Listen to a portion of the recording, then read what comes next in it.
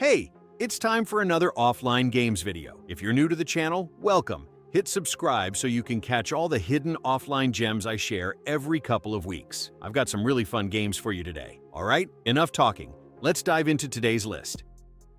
Number 10.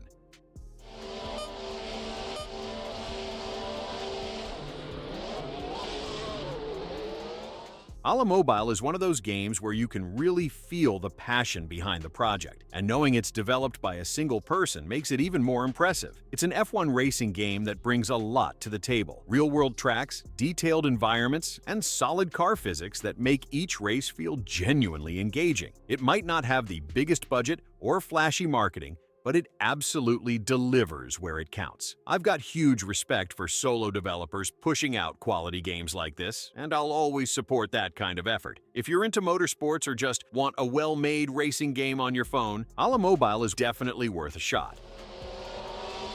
Before we move on to the next game, I would like to mention the sponsor of today's video. Let me tell you about a game I've been seriously hooked on lately, Apo Tycoon. To be honest, I don't usually play tycoon games, but this one grabbed my attention right from the start. You're in a post-apocalyptic world, and your mission is to bring life back to the planet. The map is divided into grid squares, and each time you tap a new one, you unlock it, build roads, farms, sawmills, and many more. But it's not just about tapping randomly. You actually have to think and plan how to make the world livable again. I also love the sense of discovery in the game. Every new tile feels like a surprise. Different biomes like deserts, snow, or ocean, and even hidden diaries that tell the story of what happened to the world. You manage your resources, upgrade your shelters, and use that resources to keep expanding. Also, the game keeps gathering gold and resources for you while you're offline, so when you come back, there's always something new to do. There are tons of upgrades, no time pressure, and no annoying ads unless you choose to watch them. It's relaxing, strategic, and kinda addictive in the best way. I opened it for 5 minutes and ended up playing for hours.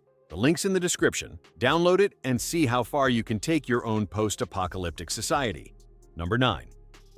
Precinct Patrol Crime is clearly one of those mobile games that tries to capture the vibe of a popular PC title, in this case, The Precinct. And while it doesn't come close to matching the depth or mechanics of the original, it does manage to nail the overall aesthetic. The city layout, the top-down camera angle, and the whole visual style actually do a decent job of mimicking that gritty cop game feel. If you're just looking to kill some time and want a taste of that urban police game vibe on your phone, Precinct Patrol Crime is worth a quick download. Just keep your expectations low. Number 8.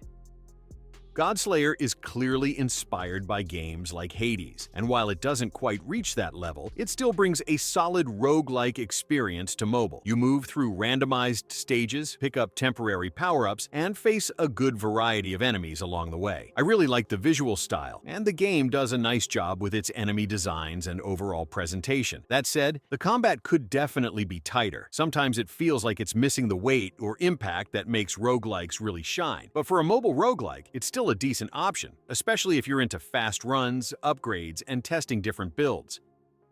Number 7.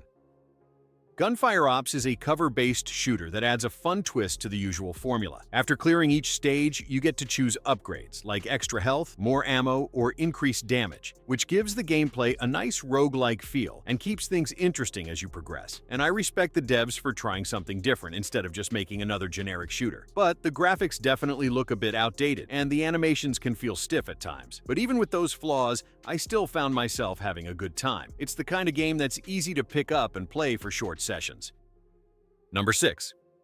Ferryman from Hades takes the Vampire Survivors formula and gives it a fresh, creative spin. Instead of running around on foot, you're a mage sailing across eerie waters, casting spells while fending off waves of enemies. The whole sea-bound setup feels really unique, and I liked how the game doesn't just stop at combat. You can also rescue and carry NPCs on your little boat, which adds a cool layer of decision-making to the action. If you enjoy auto-battlers like Vampire Survivors and want something with a new twist and solid gameplay loop, Ferryman from Hades is an easy recommendation. Number 5. Global Truck Online is a solid truck simulator for mobile players who enjoy long drives and big rigs. The truck models are detailed and the graphics are pretty clean. It clearly puts a lot of focus on the online multiplayer side, and playing with friends definitely adds more fun to the experience. But if you prefer solo driving, there's also an offline mode. But the game isn't without issues. The lack of English language support at the moment makes it a bit frustrating to navigate the menus or fully understand the systems. But despite that, the game runs well and has potential. I think Global Truck Online is worth checking out. Number 4.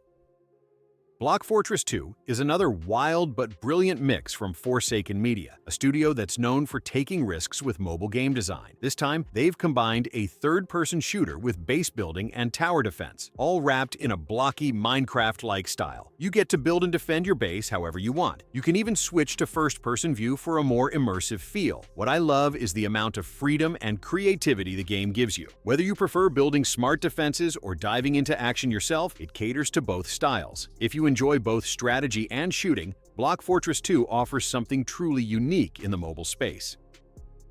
Number 3. Carnage Wars is one of those games that just gets what mobile players want. It's fast, fun, and incredibly player-friendly. You've got offline and online modes, a ton of different game types, and even vehicles you can hop into mid-match. What really stands out for me is how much respect the devs show to the players. No weird paywalls, no annoying limits, just a full package that lets you jump in and enjoy. It's rare to find a mobile FPS that feels this complete without sacrificing performance or gameplay. Carnage Wars might not have the flashiest marketing, but it's the kind of game that deserves support. Number 2.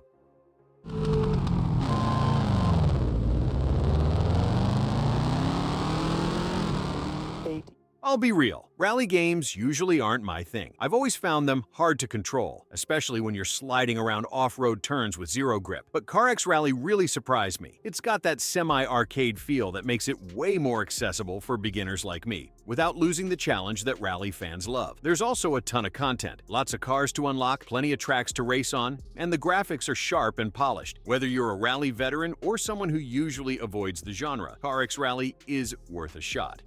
7 left. 9 right. 60. Number 1.